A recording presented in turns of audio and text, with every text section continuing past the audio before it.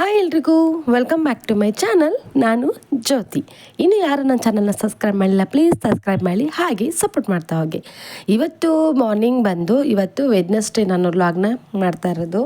So ಇವತ್ತು ನಿನ್ನೆ ಹಾಕೋದಕ್ಕೆ ಟೈಮ್ ಸಿಗಲಿಲ್ಲ. ಸೊ ಹಾಗಾಗಿ ಇದೇ ಮಾರ್ನಿಂಗ್ ಇವತ್ತು ಸ್ವಲ್ಪ ಚೇತರಿಸ್ಕೊಳ್ಳೋಷ್ಟು ಸ್ವಲ್ಪ ಬಿಸಿಲಿದೆ. ಬಟ್ಟೆಗಳೆಲ್ಲ ರಾಶಿ ಹಾಕ್ಕೊಂಡಿದ್ವು, ಒಣಗೋದಕ್ಕೆ ಸ್ವಲ್ಪ ಟೈಮ್ ಬಿಟ್ಟು ಅಂದ್ಕೊಳ್ಳೋ ಹಾಗೆ ಬಟ್ಟೆ ಎಲ್ಲ ತುಂಬ ನೆಂದು ಹೋಗಿತ್ತು. ಸೊ ಅದು ಎಷ್ಟೇ ನಾವು ವಾಷಿಂಗ್ ಮಿಷಿನಲ್ಲಿ ಡ್ರೈ ಮಾಡಿದ್ರು, ಗಾಳಿಲಿ ಹಾಕ್ಸಿದ್ರು ಆ ಬಿಸಿಲು ಬೀಳ್ದಲೇ ಇದ್ದರೆ ನಿಮಗೆ ಅದು ಒಂಥರ ಗೊತ್ತಲ್ಲ, ಬ್ಯಾಡ್ ಸ್ಮೆಲ್ ಬಂದೇ ಬರುತ್ತೆ ಬಟ್ಟೆಲಿ. ಈಗಂತೂ ಮಳೆಗಾಲ ಅಂದರೆ ಎಲ್ಲರೂ ಮನೆ ಮುಂದೆನೂ ಬಟ್ಟೆಗಳು ಹಾಕೇ ಇರ್ತಾರೆ. ಸೊ ಹಾಗಾಗಿ ಸ್ವಲ್ಪ ಒಣಗ್ತಾ ಇದೆ. ಬಟ್ ಇವತ್ತು ಬಿಸಿಲು ಬಂದಿರೋದ್ರಿಂದ ಒಂದು ಸಮಾಧಾನ, ಮತ್ತೆ ನೆಕ್ಸ್ಟ್ ಡೇ ಇದು ಮತ್ತೆ ವಾಷಿಂಗ್ ಹಾಕ್ಬೋದಲ್ಲ ಅಂತ ಅನ್ಕೋಬೇಕು. ಹಾಗೆಯೇ ಇವತ್ತು ಬೇಗ ಕೆಲಸ ಎಲ್ಲ ಮುಗಿಸ್ಕೊಂಡು ಎಲ್ಲ ಮಾಡ್ಕೊಂಡಿದ್ದು. ಹಾಗೆ ನನ್ನ ಮಗ ಇವತ್ತು ಬೆಳಗ್ಗೆ ಫಸ್ಟೇ ಪೂಜೆ ಮಾಡಿ ಹೋಗ್ಬಿಟ್ಟ. ನನಗೆ ಒಂದು ರಿಲೀಫ್ ಅಂದರೆ ನನ್ನ ಮಗ ಬೇಗ ಪೂಜೆ ಮಾಡಿ ಹೋಗ್ಬಿಟ್ರೆ ನನಗೆ ಸ್ವಲ್ಪ ಈಸಿ ಅನಿಸುತ್ತೆ. ನನಗೆ ಬೆಳಗ್ಗೆ ಮಾರ್ನಿಂಗ್ ಫಸ್ಟ್ ಯಾರಾದರೂ ದೀಪ ಹಚ್ಚಿಬಿಡ್ಬೇಕು, ನನಗೆ ಆ ಥರ ಅನಿಸೋದು. ಸೊ ಇಲ್ಲ, ನಮ್ಮನೆಯವ್ರು ಹಚ್ತಿದ್ರು. ಈಗ ಸ್ವಲ್ಪ ಅವ್ರಿಗೆ ಮೊನ್ನೆ ಸ್ವಲ್ಪ ಗಾಯ ಆಗಿರೋದ್ರಿಂದ ಏಟಾಗಿರೋದ್ರಿಂದ ಸೊ ಹಾಗಾಗಿ ಅವ್ರಿಗಷ್ಟು ಟೆನ್ಷನ್ ಅಲ್ಲದೇನು ಮಾಡೋಕ್ಕೋಗಿಲ್ಲ. ರೂಮೆಲ್ಲ ಸ್ವಲ್ಪ ಹಾಗೆ ಹಿಂಗೆ ಅವ್ರದ್ದು ಹರಿಬಿಟ್ಟಿದ್ರು. ಸೊ ಹಿಂಗೋ ಒಂದು ನೀಟಾಗಿ ಕ್ಲೀನ್ ಮಾಡಿ ಇವತ್ತೊಂದು ದೀಪ ಹಚ್ಚಿ ಹೋಗ್ಬಿಟ್ಟ. ನನಗೆ ನೆಕ್ಸ್ಟ್ ಕೆಲಸ ಮಾಡ್ಕೋಬೇಕಾದ್ರೆ ನನಗೆ ಈಸಿ ಅನಿಸುತ್ತೆ. ಹಾಗೆ ಇವತ್ತು ಮನೆ ಹತ್ರ ಹೋಗಬೇಕಿತ್ತು. ಸೊ ಟೀ ಮಾಡ್ಕೊಂಡು ಹೋಗಬೇಕು, ಎಲ್ಲರಿಗೂ ಗೊತ್ತಿರೋ ಹಾಗೆ ಮನೆ ಹತ್ರ ಹೋಗ್ಬೇಕು. ನನ್ನ ಹಳೆ ವ್ಯೂವರ್ಸ್ ಏನಾದ್ರು ನೋಡ್ತಿದ್ದೆ ಅವ್ರಿಗೆ ಗೊತ್ತಿರುತ್ತೆ. ಸೊ ಮನೆ ಹತ್ರ ಮನೆ ಕಟ್ತಾ ಇದ್ದೀವಿ. ಸೊ ಅಲ್ಲಿಗೆ ಆ ಕೆಲ್ಸಕ್ಕೆ ಬರೋರ ಹತ್ರ ಅವ್ರಿಗೆ ಟೀ ತೊಗೊಂಡೋಗ್ಲೇಬೇಕು. ಸೊ ಹಾಗೆ ಹಾಲು ತೊಗೊಂಡು ಬೆಳಗ್ಗೆ ಬೇಗ ಬಂದಿದ್ದ ನನ್ನ ಮಗ ಎಲ್ಲ ಇಟ್ಟೋಗ್ಬಿಡ್ತಾನೆ ಫಸ್ಟೇ, ಅವನು ತೊಗೊಬಂದು. ಸೊ ನಾನಿವತ್ತು ಬೆಳಗ್ಗೆ ಮಾರ್ನಿಂಗ್ ಕಾಫಿ ಮಾಡ್ಕೊಂಡಿದ್ವಿ, ನೈಟ್ ಇದ್ದಿದ್ರಲ್ಲೇ. ಸೊ ಈಗ ಅವರಿಗೆ ಟೀ ಮಾಡ್ಕೊಳ್ಳೋಕ್ಕೆ ಅಂತ ಟೀ ಇಟ್ಕೊಂಡಿದ್ದೀನಿ. ಸೊ ನಂದು ಇನ್ನೊಂದು ಏನಾಗಿದೆ ಅಂದರೆ, ಸ್ಟವ್ವಿಂದು ನಾವು ಎಷ್ಟೇ ಕ್ಲೀನ್ ಮಾಡಿದ್ರು ಅದು ಸ್ವಲ್ಪ ಹಾಲೆಲ್ಲ ಉಕ್ಕಿಸ್ತಾ ಇರ್ತೀವಲ್ವ. ಸೊ ಹಾಗಾಗಿ ಅದು ತುಂಬ ತರಿ ಥರ ಆಗಿಬಿಟ್ಟಿದೆ. ಸೊ ಅದ್ರದ್ದು ಏನಾರ ಹೋಗೋ ಅಷ್ಟು ಅಂದರೆ ಕಲೆಗಳೆಲ್ಲ ಹೋಗೋದಕ್ಕೆ ಯಾವುದಾದ್ರೂ ನಿಮಗೆ ಟಿಪ್ಸ್ ಇದ್ದರೆ ಪ್ಲೀಸ್ ನನಗೊಂದು ಶೇರ್ ಮಾಡಿ. ನಂತರ ಇದೊಂದು ಸ್ವಲ್ಪ ನಾನು ಇವತ್ತು ಚಟ್ನಿ ಮಾಡ್ಕೊಳ್ಳೋಣ, ಟೊಮೆಟೊ ಚಟ್ನಿ ಅಂತ ಮಾಡಿಕೊಂಡೆ. ಬಟ್ ನನಗೆ ಟೈಮ್ ಆಗಲಿಲ್ಲ. ಸೊ ಹಾಗಾಗಿ ಹಾಗೆ ಬಿಟ್ಟು ಮಧ್ಯಾಹ್ನ ಸಾಂಬಾರಿಗೆ ಆಗ್ಬೋದೇನೋ ಅಂತ ಬಿಟ್ಬಿಟ್ಟೆ. ನಂತರ ಇದು ಒಂದು ಬೌಲು, ಇದು ನನ್ನ ಅಮ್ಮನ ಮನೆಯಿಂದ ತಂದುಕೊಟ್ಟಿರೋದು. ತುಂಬ ಚೆನ್ನಾಗಿ ಬಂದಿತ್ತು. ನೀವು ಹಳೆ ನನ್ನ ವೀಡಿಯೋಸ್ಗಳು ನೋಡಿದ್ರೆ ಗೊತ್ತಾಗುತ್ತೆ ಅಮ್ಮನ ಮನೆದು ಎಷ್ಟು ಚೆನ್ನಾಗಿ ಬಂದಿತ್ತು ಇದು ಗಿಡ ಅಂತ. ಬಟ್ ನಾನು ನೋಡೋಣ, ಟ್ರೈ ಮಾಡೋಣ ಅಂತ ಹಾಕ್ಕೊಂಡಿದ್ದೀನಿ ಒಂದು ಬೌಲ್ಗೆ ಹಾಕಿ. ಅದರಲ್ಲೂ ನನ್ನ ಮಗ ಒಂದು ಫಿಶ್ನ ಹಾಕಿ, ಅದರಲ್ಲಮ್ಮ ಫಿಶ್ ಇರಲಿ, ಆ ಗಿಡ ಇದ್ದರೆ ಚೆನ್ನಾಗಿರುತ್ತೆ ಅದಕ್ಕೆ ಅಂತ ಹೇಳ್ಬಿಟ್ಟು ಅದರೊಳಗಡೆಗೂ ಒಂದು ಫಿಶ್ ಹಾಕಿದ್ದಾನೆ. ಸೊ ಹಾಗಾಗಿ ನೆಕ್ಸ್ಟ್ ಎಲ್ಲ ಸ್ನಾನ ಎಲ್ಲ ಮುಗಿಸ್ಕೊಂಡು ನಾನು ಪೂಜೆ ಮಾಡಬೇಕಿತ್ತು. ಸೊ ಒಂದು ದೀಪ ಹಚ್ಚೋಗಿರೋದ್ರಿಂದ ಜಸ್ಟ್ ನಾನು ಹಾಗೆ ಸ್ವಲ್ಪ ಪೂಜೆ ಮಾಡ್ಕೊಬಿಡ್ತೀನಿ. ಹಾಗೆ ಸ್ವಲ್ಪ ಪೂಜೆ ಮಾಡ್ಕೊಂಡು ಸ್ವಲ್ಪ ನನ್ನ ಮಗ ಮಾಡಿದ್ರು ಅರ್ಜೆನ್ಸಿಲಿ ಮಾಡ್ಕೊಬಿಡ್ತಾನೆ, ಯಾವುದನ್ನೂ ಕ್ಲೀನ್ ಮಾಡಲ್ಲ. ಸೊ ಹಾಗಾಗಿ ನಾನು ಸ್ವಲ್ಪ ಕೆಳಗಡೆ ಎಲ್ಲ ಧೂಳಾಗಿರುತ್ತಲ್ವ, ಸೊ ಅದನ್ನು ನೀಟಾಗಿ ಕ್ಲೀನ್ ಮಾಡ್ಕೊಂಡು ಪೂಜೆ ಮಾಡೋಣ ಅಂತ ಮಾಡಿಕೊಂಡೆ. ಹಾಗೆ ನಾನು ಸ್ನಾನ ಮಾಡ್ದಲೇ ದೇವ್ರ ಮನೆಗೆ ಕೈ ಹಾಕಲ್ಲ. ಸೊ ಹಾಗಾಗಿ ಬೆಳಗ್ಗೆ ನನ್ನ ಮನೆ ಒರೆಸಿದ್ರು ಅಷ್ಟೇ ಆ ದೇವ್ರ ಮನೆ ಬಿಟ್ಬಿಟ್ಟೆ ಮಾಡ್ಕೊಬಿಡ್ತೀನಿ. ನಂತರ ಸ್ನಾನ ಮಾಡಿದ್ಮೇಲೆ ಬಂದ್ಬಿಟ್ಟು ಎಲ್ಲ ಕ್ಲೀನ್ ಮಾಡ್ಕೊತೀನಿ. ಏನೋ ಗೊತ್ತಿಲ್ಲ, ನೈಟ್ ಮಲಗಿ ಎದ್ದಿರ್ತೀವಿ ಅಂದ ತಕ್ಷಣ ದೇವ್ರ ಮನೆಗೆ ಹೋಗೋಕ್ಕೆ ಸ್ವಲ್ಪ ಕಷ್ಟ ಆಗುತ್ತೆ. ವೆಜ್ ಇರಲಿ ನಾನ್ ವೆಜ್ ತಿಂದಿರಲಿ ಹಾಗೆ ಇರಲಿ, ಬಟ್ ಮಲಗಿ ಎದ್ದ ಮೇಲೆ ನಾವು ದೇವ್ರ ಮನೆಗೆ ಹೋಗೋದು ನನಗೆ ಸ್ವಲ್ಪ ಕಷ್ಟ ಅನಿಸುತ್ತೆ. ತುಂಬ ಜನ ಇದನ್ನು ರಿಪೀಟ್ ಅವ್ರಿಗೆಲ್ಲರಿಗೂ ಗೊತ್ತಿರುತ್ತೆ. ಅದು ಒಂದು ಶುದ್ಧ ಜಾಗ ಅಂದಾಗ ನಾವು ಶುದ್ಧವಾಗೇ ಹೋಗಬೇಕು ಅಂತ. ಸೊ ಹಾಗಾಗಿ ಕೆಳಗಡೆ ಕ್ಲೀನ್ ಮಾಡಿರಲಿಲ್ಲ. ಸೊ ಒಂದೊಂದಾಗಿ ಕ್ಲೀನ್ ಮಾಡ್ಕೊಂಡು ವೀಳ್ಯದೆಲೆನೂ ಹಾಗೆ ನಾವು ನೈವೇದ್ಯಕ್ಕೆ ಬಾಳೆಹಣ್ಣು ಇಟ್ಟರು ಆ ಬಾಳೆಹಣ್ಣು ಸಂಜೆ ಹೊತ್ತಿಗೆ ತೆಗೆದಿಟ್ಬಿಟ್ಟು ವೀಳ್ಯದೆಲೆ ಅಲ್ಲೇ ಬಿಟ್ಟಿರ್ತೀನಿ. ನೆಕ್ಸ್ಟ್ ಅದನ್ನು ತೊಗೊಂಡು ಯಾರು ತಿನ್ನಬೇಕಾದ್ರೆ ಇಲ್ಲಾಂದರೆ ತುಳಸಿ ಕಟ್ಟೆಗೆ ಏನಕ್ಕಾದ್ರೂ ಹಾಕ್ಬಿಡ್ತೀನಿ. ಸೊ ಹಾಗೆ ಸ್ವಲ್ಪ ಪೂಜೆಗಿಂತ ಮುಂಚೆ ಸ್ವಲ್ಪ ಕುಂಕುಮ ಇಟ್ಕೊಂಡು ಪೂಜೆ ಮಾಡ್ಕೊಳ್ಳೋಣ ಅಂತ ಸ್ಟಾರ್ಟ್ ಮಾಡಿಕೊಂಡೆ. ಸೊ ಈಗ ಸ್ಕೂಲ್ ಸ್ಟಾರ್ಟ್ ಆಗಿರೋದ್ರಿಂದ ವರ್ಕಿಂಗ್ ವುಮೆನ್ಸ್ಗಳಿಗಾಗಲಿ ಮನೇಲಿರೋರಿಗಾಗಲಿ ತುಂಬ ಕಷ್ಟನೇ ಸ್ವಲ್ಪ. ಮಕ್ಕಳಿಗೆ ಮತ್ತೆ ಮಳೆ ಬೇರೆ ಬರ್ತಿರೋದ್ರಿಂದ ಮಕ್ಕಳೆಲ್ಲ ಗಲೀಜು ಮಾಡ್ಕೊಂಬಂದಿರ್ತಾರೆ ಬಟ್ಟೆ, ಮತ್ತು ಅದನ್ನು ಡ್ರೈ ಮಾಡ್ಕೊಳಕ್ಕಾಗಲ್ಲ. ಅದನ್ನು ಮತ್ತೆ ವಾಶ್ ಮಾಡಿ ಮತ್ತೆ ಒಣಗಾಕಿ ಅದು ಹೋಗಿಲ್ಲ, ತುಂಬ ರಿಸ್ಕ್. ಒಂಥರ ಏನೋ ಒಂಥರ ಕಿಚಿ ಅಂತ ಅನ್ನೋ ಥರ ಅನಿಸುತ್ತೆ ಪೇರೆಂಟ್ಸ್ಗಳಿಗೆ. ಹೌದು, ಮಕ್ಕಳು ಸ್ಕೂಲಲ್ಲಿ ಇರ್ತಾರೆ, ಅಲ್ಲಿಂದ ಮತ್ತೆ ಶೂ ಸಾಕ್ಸು ಒಂದು ಕಡೆ, ಸಾಕ್ಸ್ ಎಲ್ಲ ಸ್ಮೆಲ್ ಬಂದಿರುತ್ತೆ. ಇದೊಂದು ರೊಟೀನ್ ಇದೆಯಲ್ಲ, ಅದನ್ನು ಕ್ಲೀನ್ ಮಾಡ್ಕೊಂಡು ಮಕ್ಕಳನ್ನ ಸ್ಕೂಲಿಗೆ ಕಳಿಸಿ ಅವ್ರಿಗೆ ಲಂಚ್ನೆಲ್ಲ ಪ್ರಿಪೇರ್ ಮಾಡಿ ಅವರಿಗೆ ಎಲ್ಲನೂ ಮಾಡೋಷ್ಟಿಗೆ ಮತ್ತು ಸಂಜೆ ಈವ್ನಿಂಗ್ ಬರ್ತಾರೆ. ಅವ್ರಿಗೆ ಮತ್ತೆ ಹೋಮ್ವರ್ಕು ಅದು ಮತ್ತು ಸ್ನ್ಯಾಕ್ಸು ಅದು ಇದು ಅಂದ್ಕೊಂಡು ಟೈಮ್ ಪಾಸು ಬೇಗ ಬೇಗ ಆಗೋಗ್ಬಿಡುತ್ತೆ. ಮತ್ತು ಇನ್ನೊಂದರಿಂದ ವರ್ಕಿಂಗ್ ವುಮೆನ್ಸ್ಗೂ ಅಷ್ಟಕ್ಕಷ್ಟೇ ಇರುತ್ತೆ. ಮನೇಲಿ ಇದ್ದಾರಲ್ಲ ಈಸಿಯಾಗಿರುತ್ತೆ. ಸೊ ಅವೆಲ್ಲ ಇಲ್ಲ, ಮನೇಲಿರೋರ್ಗೂ ಸೇಮ್ ಕಷ್ಟ. ಅವ್ರಿಗೆ ಬೆಳಗ್ಗೆ ಅವ್ರು ಹೋದ್ರೂ ಬೆಳಗ್ಗೆ ಎಲ್ಲ ಕೆಲಸ ಮಾಡ್ಕೊಂಡು ಅವ್ರು ಎಲ್ಲರ ಥರ ಕ್ಲೀನ್ ಮಾಡ್ಕೊಂಡು ಮತ್ತೆ ಅವ್ರಿಗೆ ತಿಂಡಿದೆಲ್ಲ ಮತ್ತೆ ಪಾತ್ರೆ ಡಿಶಸ್ ಎಲ್ಲ ವಾಶ್ ಮಾಡ್ಕೊಂಡು ಮತ್ತೆ ಮಧ್ಯಾಹ್ನ ಲಂಚಿಗೆಲ್ಲ ಮತ್ತೆ ಪ್ರಿಪೇರ್ ಮಾಡ್ಕೋಬೇಕು. ಮತ್ತು ಮಧ್ಯಾಹ್ನದ ಲಂಚ್ ಆಗಿದ ತಕ್ಷಣ ಅದ್ರ ಪಾತ್ರೆಗಳೆಲ್ಲ ವಾಶ್ ಮಾಡ್ಕೋಬೇಕು. ಸೊ ತುಂಬ ಅಂದರೆ ಎಲ್ರಿಗೂ ಕಷ್ಟನೇ. ಸೊ ಹಾಗಾಗಿ ಸ್ವಲ್ಪ ನಾವು ಹೆಣ್ಮಕ್ಳನ್ನ ಸ್ವಲ್ಪ ಎಲ್ಲದರಲ್ಲೂ ಸ್ಟ್ರಾಂಗ್ ಆಗಿರಬೇಕು. ನಾವು ಏನೇ ಮಾಡಿದ್ರೂ ನಮಗೆ ಅಂತ ಸ್ವಲ್ಪ ಟೈಮ್ ಕೊಡ್ಕೊಂಡು ನಾವು ಫಸ್ಟ್ ಟೈಮ್ ಕೊಡ್ಕೋಬೇಕು. ಹಾಗೆ ಟೈಮಿಗೆ ಕರೆಕ್ಟಾಗಿ ಟಿಫನ್ನು ಏನಿದೆ ಊಟ ಅದೆಲ್ಲ ಟೈಮಿಂಗ್ ನಿಯಮಿತವಾಗಿ ಮಾಡ್ಕೋಬೇಕು. ಹಾಗೆ ಸ್ವಲ್ಪ ಇವಾಗಂತೂ ನೆಕ್ಸ್ಟು 35 ದಾಟಿದ ತಕ್ಷಣವೇ ಸ್ವಲ್ಪ ಎಲ್ಲ ಥರ ಪೇಯ್ನ್ಸ್ಗಳು ಸ್ಟಾರ್ಟ್ ಆಗ್ತಾ ಹೋಗುತ್ತೆ. ಹೇಳ್ತಾರಲ್ಲ ಏಜ್ ಹೋಗ್ತಾ ವಯಸ್ಸಾಗ್ತಾ ಹೋಗ್ತಾ ಎಲ್ಲರಿಗೂ ಒಂಥರ ಸ್ಟ್ರೆಸ್ಸು ಮತ್ತು ಆರೋಗ್ಯದಲ್ಲಿ ಏರುಪೇರು ಆಗ್ತಾನೆ ಇರುತ್ತೆ. ಇನ್ನು ಹೆಣ್ಮಕ್ಳಿಗಂತ ಈ ಪೀರಿಯಡ್ಸಿಂದು ಹಾಗೆ ಕೈ ಕಾಲು ನೋವು, ಈಗ ಮತ್ತು ಬಾಣಂತನದಲ್ಲಿ ನೀಟಾಗಿ ಬಾಣಂತನ ಮಾಡಿಸ್ಕೊಂಡಿಲ್ಲ ಅಂತ ಹೇಳಿದವ್ರಿಗೆ ಬ್ಯಾಕ್ ಪೈನ್ ಬರುತ್ತೆ. ಮತ್ತು ಈಗ ಆಪ್ರೇಷನ್, ಈಗ ಮಕ್ಕಳಾಗಿರೋ ಆಪ್ರೇಷನ್ಸ್ಗಳಾಗಿರುತ್ತೆ. ಸೊ ಅವರಿಗೆ ಬ್ಯಾಕ್ ಪೈನ್ ತುಂಬಾ ಇರುತ್ತೆ. ಈಗ ನನ್ನ ಪ್ರಕಾರ ನನಗೆ ನಾರ್ಮಲ್ ಆಗಿರೋದ್ರಿಂದನೂ ನಾನು ಸರಿಗೆ ಹೇಳಿದ್ರು, ನಾವು ಎಷ್ಟೇ ಸರಿ ಇದ್ರೂ ಬ್ಯಾಕ್ ಪೇನ್ ನಾವು ಆ ಟೈಮಲ್ಲಿ ಚೆನ್ನಾಗಿ ಮಾಡ್ಕೊಂಡಿಲ್ಲ ಅಂತ ಅಂದರೆ ಬ್ಯಾಕ್ ಪೇನ್ ಅಂತೂ ಖಂಡಿತ ಬರುತ್ತೆ. ಸೊ ಹಾಗಾಗಿ ಈಗ ನೆಕ್ಸ್ಟ್ ಯಾರೀಗ ಪ್ರೆಗ್ನೆನ್ಸಿ ಇದ್ದಾರೆ ಮತ್ತು ಡೆಲಿವರಿ ಇದ್ದಾರೆ, ಪ್ಲೀಸ್ ಅವ್ರು ಸ್ವಲ್ಪ ಇರೋ ಟೈಮಲ್ಲಿ ನೀವು ನೀಟಾಗಿ ರೆಸ್ಟ್ ಮಾಡ್ಕೊಳ್ಳಿ. ಜಾಸ್ತಿ ಕುತ್ಕೊಳ್ಳೋಕೆ ಹೋಗ್ಬಿಡಿ, ಜಾಸ್ತಿ ಸ್ವಲ್ಪ ಮಲ್ಕೊಂಡೇ ಇರಿ. ನಮ್ಗೆ ಹಳೆ ಕಾಲದಲ್ಲಿ ಅಮ್ಮ ಎಲ್ಲ ಹೇಳ್ತಾರೆ, ಸ್ನಾನ ಮಾಡಿದ ತಕ್ಷಣ ಕೂತ್ಕೊಂಡ್ರೆ ಸೊಂಟದ ನೀರೆಲ್ಲ ಬೆನ್ನಿನ ನೀರೆಲ್ಲ ಸೊಂಟಕ್ಕೆ ಇಳ್ಕೊಳ್ಳುತ್ತೆ, ಇವಾಗ ಗೊತ್ತಾಗಲ್ಲ ನಿಮಗೆ, ಮುಂದೆ ಗೊತ್ತಾಗುತ್ತೆ, ಬ್ಯಾಕ್ ಪೇನ್ ಬರುತ್ತೆ ಅಂತ ಹೇಳ್ತಾನೆ ಇರ್ತಾರೆ.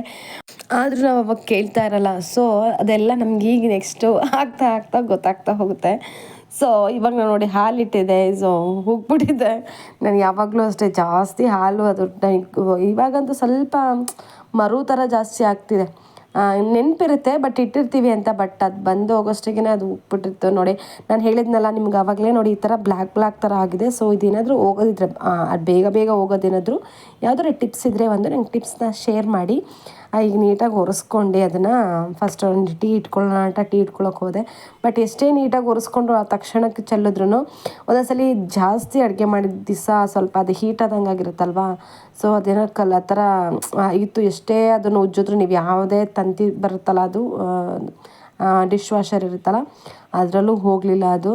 ಸೊ ಹಾಗಾಗಿ ಸ್ವಲ್ಪ ಕಲೆ ನಿಂತ್ಕೊಬಿಟ್ರೆ ಅದು ನಿಂತ್ಕೊಬಿಡುತ್ತೆ. ಅದಕ್ಕೆ ಅವಾಗವಾಗ ಮಾಡ್ಕೊಳ್ಳೋಣ ಅಂತ ಇರ್ತೀವಿ, ಬಟ್ ಟೈಮ್ ಆಗಲ್ಲ ಅಂತ ಸುಮ್ಮನಾಗ್ಬಿಡ್ತೀವಿ. ಆಮೇಲೆ ಮಾಡ್ಕೊಂಡ್ರಾಯ್ತು, ಈ ಥರ ಲೇಸಿನೆಸ್ಸಿಂದ ಸ್ವಲ್ಪ ಈ ಥರ ಕಲೆಗಳಾಗ್ತಾ ಹೋಗುತ್ತೆ. ಸೊ ಹಾಗಾಗಿ ನಿಮಗೆ ಯಾವ್ದಾರ ಟಿಪ್ಸ್ ಇದ್ದರೆ ನನಗೆ ಟಿಪ್ಸ್ನ ಶೇರ್ ಮಾಡಿ. ಹಾಗೆ ಇವಾಗ ಅಲ್ಲಿಗೆ ಟೀ ಮಾಡ್ಕೋಬೇಕಿತ್ತು. ಸೊ ಟೀ ಮತ್ತು ಕಾಫಿ, ಟೀ ಮತ್ತು ವಾಟರ್ ನೀರು ತೊಗೊಂಡೋಗ್ಬೇಕಿತ್ತು. ಸೊ ಹಾಗಾಗಿ ಫಸ್ಟು ಟೀ ಮಾಡ್ಕೊಳ್ಳೋಂಥ ಮೊದಲು ನಾನು ಟೀ ಪುಡಿ ಆ್ಯಡ್ ಮಾಡ್ಕೊತಾ ಇದ್ದೀನಿ. ನಾನು ಯಾವಾಗಲೂ ಅಷ್ಟೇ ಟೀ ಪುಡಿ ಮೊದಲು ಆ್ಯಡ್ ಮಾಡಿ ಚೆನ್ನಾಗಿ ಕುದ್ದ ಮೇಲೆ ಲಾಸ್ಟಿಗೆ ನಾನು ಸಕ್ಕರೆನ ಆ್ಯಡ್ ಮಾಡ್ತೀನಿ. ಇದು ಬಂದು ಮಸಾಲ ಟೀ, ಅದು ಆಲ್ರೆಡಿ ಮಸಾಲ ಟೀ ಪುಡಿನೇ ಇರುತ್ತೆ. ಸೊ ಅದನ್ನು ಹಾಕ್ಕೊಂಡು ನೀವು ಕುದಿಸ್ಕೊಂಡ್ರೆ ಸಾಕು. ತುಂಬ ಚೆನ್ನಾಗಿರುತ್ತೆ. ಜಾಸ್ತಿ ಹಾಕ್ಕೊಂಡ್ರೆ ಸ್ವಲ್ಪ ಕೈ ಅನಿಸುತ್ತೆ.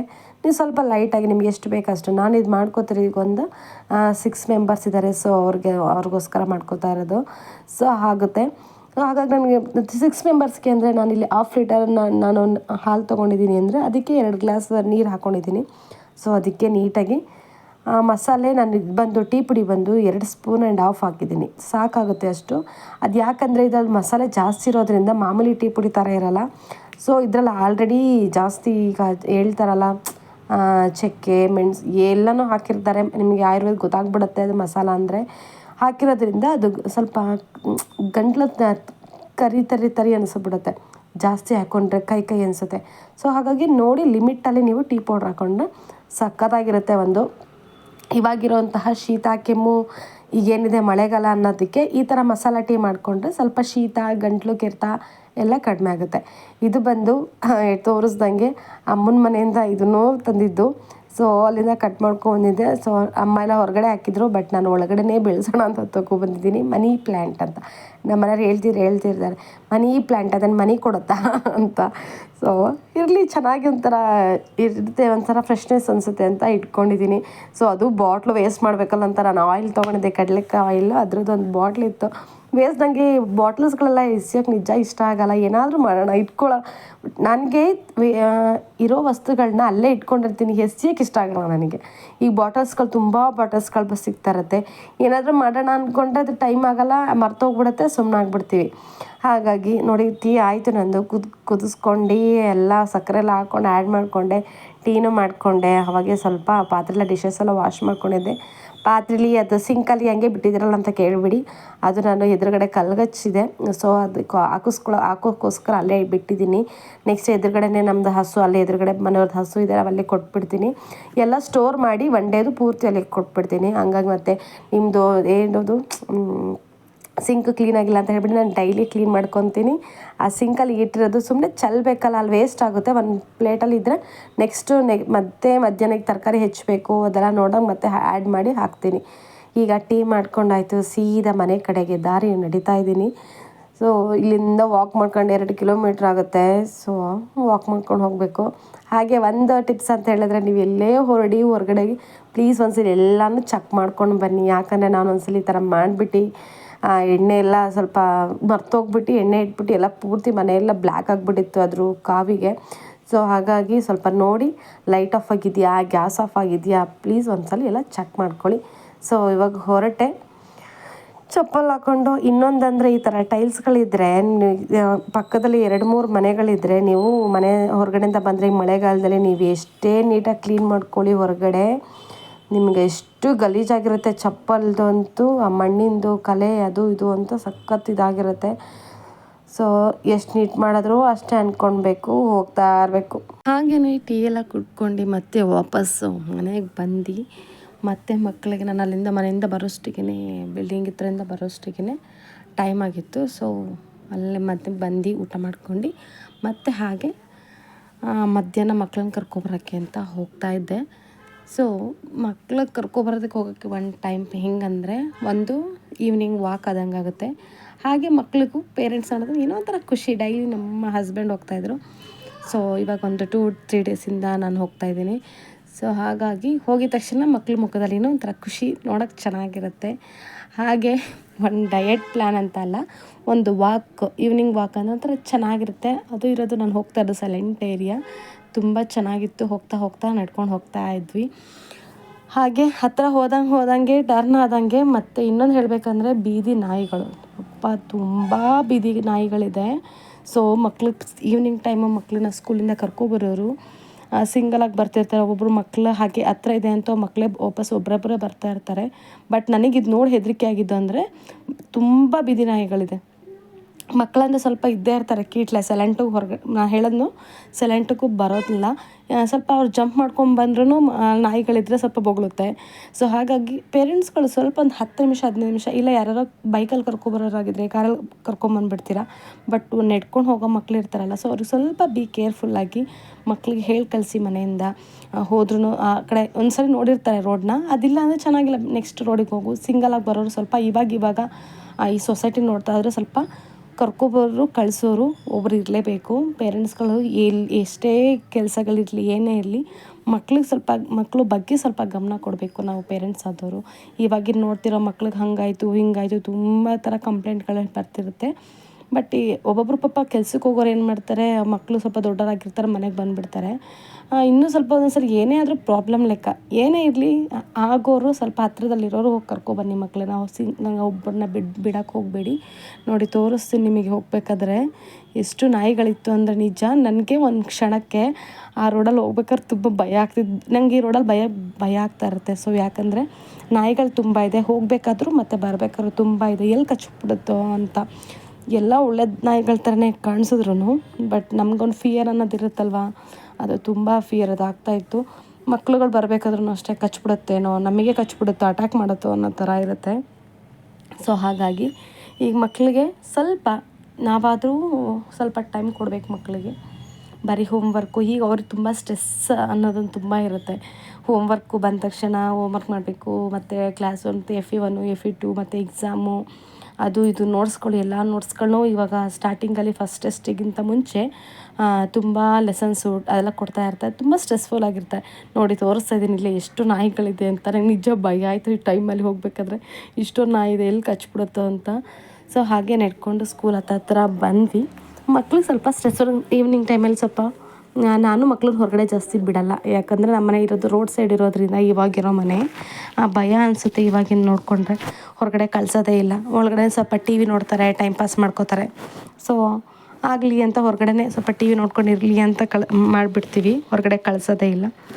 ಎಲ್ಲೋ ಒಂದೊಂದು ಸರಿ ನಾವೇನಾದ್ರು ಹೊರಗಡೆ ಹೋದರೆ ಪಾರ್ಕ್ ಅದು ಇದು ಅಂತ ಕರ್ಕೊಂಡು ಹೋಗ್ತೀವಿ ಹೊರತು ಇಲ್ಲ ಸ್ಕೂಲ್ ಪೂರ್ತಿ ಸ್ಕೂಲಲ್ಲೇ ಅವ್ರಿಗೆ ಏನಿದ್ರೂ ಫ್ರೀಡಮ್ ಅಂತ ಹೇಳ್ತೀವಲ್ಲ, ಯಾಕಂದರೆ ಇದು ಎಲ್ಲ ಪೇರೆಂಟ್ಸ್ಗೂ ಅಷ್ಟೇ ನಮ್ಮ ಮಕ್ಕಳು ಸೇಫಾಗಿರಬೇಕು, ಸೇಫ್ಟಿಯಾಗಿರಬೇಕು ಅಂತ ಭಾರಿ ಆಸೆ ಇರುತ್ತೆ. ಸೊ ಅದಕ್ಕೋಸ್ಕರ ಮಕ್ಳಿಗೆ ಇದು ಏನು ಅನಿಸುತ್ತೆ, ನಮ್ಮ ಅಪ್ಪ ಅಮ್ಮ ಎಲ್ಲೂ ಹೊರಗಡೆ ಬಿಡಲ್ಲ ಅಂತ ಅನ್ಕೋತಾರೆ. ಬಟ್ ಆ ಥರ ಅಲ್ಲ. ಈ ಥರ ನಮಗೆ ನಮ್ಮ ಏನಿರುತ್ತೆ ಅದು ಒಳಗೆ ಒಂಥರ ಹೆದರಿಕೆ ಇರೋದಿರುತ್ತಲ್ವ. ಸೊ ಹಾಗಾಗಿ ಬಂದು ಮನೆಗೆ ಮಕ್ಕಳು ಮತ್ತು ವಾಪಸ್ ಸ್ಕೂಲಿಂದ ಕರ್ಕೊಬಂದ್ವಿ. ನನ್ನ ಮಗ ಇವತ್ತು ಇವತ್ತು CCA ಕಾಂಪಿಟೇಷನ್ ಇತ್ತು. ಸೊ ಅದರಲ್ಲಿ ಒಂದು ಫ್ಲವರ್ ಮಾಡ್ಕೊಬಂದಿದ್ದಾನೆ. ತುಂಬ ಚೆನ್ನಾಗಿತ್ತು. ತೋರಿಸಿದ ಅಮ್ಮ ನಿಮಗೋಸ್ಕರ ಸನ್ಫ್ಲವರ್ ಅಂತ. ಅದಕ್ಕೆ ದೊಡ್ಡ ಮಗ ಆಡ್ಕೋತಾ ಇದ್ದೆ, ಯಾವ ಫ್ಲವರ್ ಅಮ್ಮ ಇದು, ಚೂರು ಚೆನ್ನಾಗಿಲ್ಲ, ಪರ್ಕೆ ಥರ ಇದೆ ಅಂತ. ಬಟ್ ನನ್ನ ಮಗ ಪಾಪ ಖುಷಿಯಾಗಿ ಅಮ್ಮ ಚೆನ್ನಾಗಿದೆ ಅಲ್ವಾ ಅಮ್ಮ ಅಂತ ಹೇಳ್ತಾ ಇತ್ತು. ಅದನ್ನು ತುಂಬ ಜೋಪಾನವಾಗಿ ಇಟ್ಬಿಟ್ಟು ಹಾಯಿಸ್ಕೊಂಡು ನಂತರ ಇದು ಸ್ವಲ್ಪ ಈವ್ನಿಂಗಲ್ಲಿ ಸ್ವಲ್ಪ ಫುಡ್ ಪ್ರಿಪೇರ್ ಮಾಡಬೇಕಿತ್ತು. ಸೊ ಇವಾಗ ಸ್ವಲ್ಪ ನಾನ್ ವೆಜ್ ಮಾಡೋಣ ಅಂತ ಮಾಡ್ಕೊಂಡಿದ್ದೆ. ಹಾಗೆ ತರಕಾರಿನೂ ಬರಬೇಕಾದ್ರಾಗೆ ತರಕಾರಿನೂ ತೊಗೊಬಂದ್ಬಿಟ್ಟು, ಇಲ್ಲಿ ಪಕ್ಕದಲ್ಲೇ ತರಕಾರಿ ಅಂಗಡಿ ಇರೋದ್ರಿಂದ ಸೊ ನಾವು ಸ್ಟಾಕೆಲ್ಲ ಇಟ್ಕೊಳ್ಳಲ್ಲ. ಡೈಲಿಗೆ ಎಷ್ಟು ಬೇಕು ಅಷ್ಟು ತೊಗೊಬಂದ್ಬಿಡ್ತೀನಿ. ಡೈಲಿ ಹೋಗ್ತೀನಿ, ಇಲ್ಲ ಒನ್ ಡೇ ಬಿಟ್ಟು ಒನ್ ಡೇಗೆ ಆ ಥರ ಹೋಗ್ತೀನಿ. ಇನ್ನೊಂದು ನನ್ನ ಹತ್ರ ಕೊತ್ತಂಬರಿ ಬೇಗ ಖಾಲಿ ಆಗುತ್ತೆ, ನಾನು ತುಂಬ ಕೊತ್ತಂಬರಿ ಯೂಸ್ ಮಾಡ್ತಾ ಇರ್ತೀನಿ. ಸೊ ಹಾಗಾಗಿ ತರಕಾರಿನೆಲ್ಲ ತೊಗೊಬಂದೆ ಮಾರ್ನಿಂಗಿಗೆ ಅಡುಗೆಗೆ ಬೇಕು ಅಂತ. ಹಾಗೆ ಇವಾಗ ಸ್ವಲ್ಪ ಈವ್ನಿಂಗಲ್ಲಿ ಸ್ವಲ್ಪ ಚಿಕನ್ ರೆಸಿಪಿ ಮಾಡೋಣ ಅಂತ, ಸ್ವಲ್ಪ ಬಿರಿಯಾನಿ ಹಾಗೆ ಒಂದು ಗ್ರೀನ್ ಚಾಪ್ಸ್ ಮಾಡೋಣ ಅಂತ ಅಂದ್ಕೊಂಡ್ವಿ. ಸೊ ಅದಕ್ಕೋಸ್ಕರ ಎಲ್ಲ ಹೆಚ್ಕೊಂಡು ನೀಟಾಗಿ ಗ್ರೈಂಡ್ ಮಾಡ್ಕೊಂಡು ರೆಡಿ ಮಾಡ್ಕೋತಾ ಇದ್ವಿ. ಹಾಗೆ ಇವತ್ತಿನ ರೆಸಿಪಿ ಬಂದು ನಾನಿವತ್ತು ಹಾಗೆ ನೆಕ್ಸ್ಟ್ ಡೇ ನಾನು ಶೇರ್ ಮಾಡ್ತೀನಿ ವಿಡಿಯೋನ. ಹಾಗೆ ಬೇಗ ಬಿರಿಯಾನಿ ಮಾಡ್ಕೊಂಡ್ವಿ. ಒಂದು 8 ಮೆಂಬರ್ಸಿಗೆ ಅನ್ನೋಗೆ ಮಸಾಲೆ ಎಲ್ಲ ಹಾಕ್ಕೊಂಡು ನೀಟಾಗಿ ಚಿಕನ್ ಬಿರಿಯಾನಿ ರೆಡಿ ಮಾಡ್ಕೋತಾ ಇದ್ದೆ. ಇದು ಅಷ್ಟೇ, ಚಿಕನ್ನ ಮೊದಲು ಮ್ಯಾರಿನೇಟ್ ಮಾಡಿ ಇಟ್ಕೊಂಡು ನಂತರ ಚಿಕನ್ ಹಾಕೋಬೇಕು. ಇದು ಒಂಥರ ಚೆನ್ನಾಗಿದೆ ರೆಸಿಪಿ, ನೀವು ಟ್ರೈ ಮಾಡಿ, ನಾನು ಅಪ್ಲೋಡ್ ಮಾಡ್ತೀನಿ. ಹಾಗೆ ಇಷ್ಟ ಆದರೆ ಒಂದು ಶೇರು ಹಾಗೆ ಲೈಕ್ ಮಾಡ್ತಾ ಹೋಗಿ. ಹಾಗೆಯೇ ಬಿರಿಯಾನಿ ತಯಾರಾಗ್ತಾ ಇತ್ತು. ಸೊ ಹಾಗಾಗಿ ಮಸಾಲೆ ಚಾಪ್ಸ್ಗೂ ರೆಡಿ ಮಾಡ್ಕೋತಾ ಇದ್ದೆ. ಸೊ ಚಿಕನ್ನು ಅಷ್ಟೇ, ಯಾವಾಗಲೂ ಎಣ್ಣೆಲಿ ಫ್ರೈ ಆದರೆ ಅದೇ ಒಂಥರ ಟೇಸ್ಟ್ ಇರುತ್ತೆ. ಹಾಗೆಯೇ ಮೊದಲು ಮಸಾಲೆ ಹಾಕಿ ನಂತರ ಮಾಡಿಕೊಂಡ್ರು ಅದು ಬೇರೆ ಥರ ಟೇಸ್ಟ್ ಕೊಡುತ್ತೆ. ನೀವೆಲ್ಲ ಒಂದೇ ಸಲ ಟೇಸ್ಟ್ ಹಾಕೋತಾ ಹೋಗೋಲ್ಲ. ಈ ಮಸಾಲೆ ಎಲ್ಲ ಕೂಡ್ಕೊಂಡಿದ್ದೀನಿ ನೀಟಾಗಿ. ಇವಾಗ ಇದಕ್ಕೇನಿತ್ತು ನೀರು ಆ್ಯಡ್ ಮಾಡ್ಕೊಂಡು ಅಕ್ಕಿ ಹಾಕ್ಕೊಂಡ್ರೆ, ನಿಮಗೆ ಮಸಾಲೆ ಏನು ಬೇಕು ಹಾಕ್ಕೊಂಡ್ರೆ ಬಿರಿಯಾನಿ ರೆಡಿ ಆಗುತ್ತೆ. ನಂತರ ಇದಕ್ಕೆ ನಾನು ಇವಾಗ ಚಾಪ್ಸ್ಗೆ ಮೊದಲು ಅದೇ ಗ್ರೀನ್ ಮಸಾಲ ರುಬ್ಕೊಂಡು ಪೇಸ್ಟ್ ಮಾಡಿಕೊಂಡು ಇದು ಮ್ಯಾರಿನೇಟ್ ಮಾಡಿ ಇಟ್ಕೋತಾ ಇದ್ದೀನಿ. ಇದು ಬೇರೆ ರೆಸಿಪಿನೇ. ಸೊ ಇದನ್ನು ಹಾಕ್ತೀನಿ. ಇದನ್ನು ಒಂದ್ಸಲ ಟ್ರೈ ಮಾಡಿ, ತುಂಬ ಚೆನ್ನಾಗಿ ಬಂತು ಚಾಪ್ಸ್ ಅಂತ. ಇವತ್ತು ಫುಲ್ ಗ್ರೀನಿಶ್ ಆಗಿರೋದ್ರಿಂದ ನಾನು ಜಾಸ್ತಿ ಕೊತ್ತಂಬರಿ ಹಾಗೆ ಪುದೀನ ಯೂಸ್ ಮಾಡಿದ್ದೀನಿ. ಬಟ್ ಇದಕ್ಕೆ ನಾವು ಪಾಲಕ್ ಒಂದು ಆ್ಯಡ್ ಮಾಡ್ಕೊಂಡ್ರೆ ಇನ್ನೂ ಚೆನ್ನಾಗಿರ್ತಿತ್ತು. ಬಟ್ ಪಾಲಕ್ ಕೇಳದೆ ಸಿಗಲಿಲ್ಲ ಯಾತ್ರದಲ್ಲಿ. ಸೊ ಹಾಗಾಗಿ ನಾನು ಕೊತ್ತಂಬರಿ ಹಾಗೆ ಪುದೀನನೇ ಪೇಸ್ಟ್ ಮಾಡ್ಕೊಂಡು ಹಾಕ್ಕೊಂಡಿದ್ದೀನಿ. ತುಂಬ ಚೆನ್ನಾಗಿರುತ್ತೆ ಇದು ಮಸಾಲೆ ಕೂಡ. ಚಾಪ್ಸ್ ಅಂತೂ ಸಖತ್ ಅಲ್ಟಿಮೇಟಾಗಿ ಬಂದಿತ್ತು. ಸೊ ನೀವು ಒಂದ್ಸಲ ರೆಸಿಪಿ ಟ್ರೈ ಮಾಡಿ. ಚಪಾತಿಗಂತೂ ತುಂಬ ಚೆನ್ನಾಗಿರುತ್ತೆ. ಹಾಗೆ ಬಿರಿಯಾನಿ ಮಾಡಿದ್ರೆ ಅದಕ್ಕೆ ಸೈಡ್ಸ್ ಅಂತ ಒಂದು ಗ್ರೇವಿ ಮಾಡ್ಕೋತೀವಲ್ವ, ಗ್ರೇವಿಗೂ ತುಂಬ ಚೆನ್ನಾಗಿರುತ್ತೆ. ಸೊ ನಾವು ಹಾಗೆ ಮಿಕ್ಸ್ ಮ್ಯಾರಿನೇಟ್ ಮಾಡ್ಕೋಬೇಕಾದ್ರೂ ಅಷ್ಟೇ, ಕಲಿಸ್ಕೋಬೇಕಾದ್ರೆ ತುಂಬ ಚೆನ್ನಾಗಿ ಎಲ್ಲ ಪೀಸಸ್ಗಳಿಗೂ ನೀಟಾಗಿ ಮಸಾಲೆ ಹತ್ಕೋಬೇಕು. ಆ ಥರ ನೀಟಾಗಿ ಮಿಕ್ಸ್ ಮಾಡಿ ಇಟ್ಕೊಂಡ್ರೆ ಅದು 5 ನಿಮಿಷ ಒಂದು 10 ನಿಮಿಷ ಸೈಡಿಗೆ ಇಟ್ಟರೆ ತುಂಬ ಚೆನ್ನಾಗಿ ಹೊಂದ್ಕೊಂಡಿರುತ್ತೆ. ಸೊ ಅದಕ್ಕೆ ಮಸಾಲೆ ನಾವು ಏನು ಮಾಡ್ತೀವಿ ಅದನ್ನು ತುಂಬ ಚೆನ್ನಾಗಿ ಕಲಸಿಟ್ಕೊಂಡು 10 ನಿಮಿಷ ಸೈಡ್ಗಿಟ್ರೆ ಅದು ನೀಟಾಗಿ ಹೊಂದ್ಕೊಂಡಿರುತ್ತೆ. ನಂತರ ಚಿಕನ್ ಚಾಪ್ಸ್ನ ರೆಡಿ ಮಾಡ್ಕೊಂಡ್ವಿ. ನೀಟಾಗಿ ಎಲ್ಲ ಪ್ರೋಸೆಸ್ ಆಯಿತು. ಬಿರಿಯಾನಿನೂ ನೋಡಿ ಇಷ್ಟು ಉದುರವಾಗಿ ಬಂದಿದೆ, ತುಂಬ ಚೆನ್ನಾಗಿ ಬಂದಿತ್ತು ಟೇಸ್ಟು ಕೂಡ. ಮಸಾಲೆನೂ ಸಮತಟ್ಟಾಗಿತ್ತು. ಸ್ವಲ್ಪ ಹುಳಿ ಬೇಕಾದ್ರೆ ನೀವು ಲಾಸ್ಟಿಗೆ ಎಂಡಲ್ಲಿ ಸ್ವಲ್ಪ ನಿಂಬೆ ರಸ ಹಾಕ್ಕೊಂಡ್ರೆ ತುಂಬ ಚೆನ್ನಾಗಿರುತ್ತೆ. ಈ ರೆಸಿಪಿ ಜೊತೆಗೆ ಬಿರಿಯಾನಿ ಜೊತೆ ಚಿಕನ್ ಚಾಪ್ಸ್ ಅಂತೂ ತುಂಬ ಚೆನ್ನಾಗಿ ಬಂದಿತ್ತು ಟೇಸ್ಟು. ನಾನು ಅದ್ರ ಜೊತೆ ಹಾಗೆ ಸ್ವಲ್ಪ ಚಪಾತಿನೂ ಸ್ವಲ್ಪ ಮಾಡ್ಕೊಂಡಿದ್ರೆ, ಯಾಕೆ ನನ್ನ ಮಗ ಚಿಕನ್ ಬಿರಿಯಾನಿ ತಿನ್ನಲ್ಲ. ಸೊ ಹಾಗಾಗಿ ಅವನಿಗೋಸ್ಕರ ಚಪಾತಿನೂ ಮಾಡ್ಕೊಂಡು ಆ ಗ್ರೇವಿಲಿ ಒಂದು ಚಪಾತಿ ತಿಂತಾನೆ. ಹಾಗಾಗಿ ಚಪಾತಿನೂ ಮಾಡ್ಕೊಂಡೆ. ಚಪಾತಿಗೂ ಅಷ್ಟೇ ಈ ಗ್ರೇವಿ ತುಂಬ ಸಖತ್ತಾಗಿತ್ತು ಟೇಸ್ಟು. ನೀವು ಒಂದ್ಸರಿ ಟ್ರೈ ಮಾಡಿ, ಈ ರೆಸಿಪಿ ಹೇಗೆ ಬಂತು ಅಂತ ಹೇಳಿ. ಹಾಗೆ ಇವತ್ತಿನ ವ್ಲಾಗ್ನ ಎಂಡ್ ಮಾಡ್ತಾಯಿದ್ದೀನಿ. ಸಪೋರ್ಟ್ ಮಾಡ್ತಾಯಿರಿ. ಇನ್ನೂ ಯಾರು ನನ್ನ ಚಾನಲ್ನ ಸಬ್ಸ್ಕ್ರೈಬ್ ಮಾಡಿಲ್ಲ, ಪ್ಲೀಸ್ ಸಬ್ಸ್ಕ್ರೈಬ್ ಮಾಡಿ ಸಪೋರ್ಟ್ ಮಾಡ್ತಾ ಹೋಗಿ. ರೆಸಿಪಿನ ಒಂದ್ಸರಿ ಟ್ರೈ ಮಾಡಿ, ಇಷ್ಟ ಆದರೆ ಫ್ರೆಂಡ್ಸ್ ಹಾಗೆ ಫ್ಯಾಮಿಲಿಗೆ ಶೇರ್ ಮಾಡಿ. ಹಾಗೆ ನಿಮಗೆ ಏನು ಅದರಲ್ಲಿ ವಿಡಿಯೋದಲ್ಲಿ ತಪ್ಪು ಅನ್ನಿಸ್ತು ಪ್ಲೀಸ್ ಒಂದು ಕಮೆಂಟ್ ಮಾಡಿ ನಾನು ಸರಿ ಮಾಡ್ಕೊಳ್ಳೋಕ್ಕೆ ನೋಡ್ತೀನಿ. Thanks for the watching.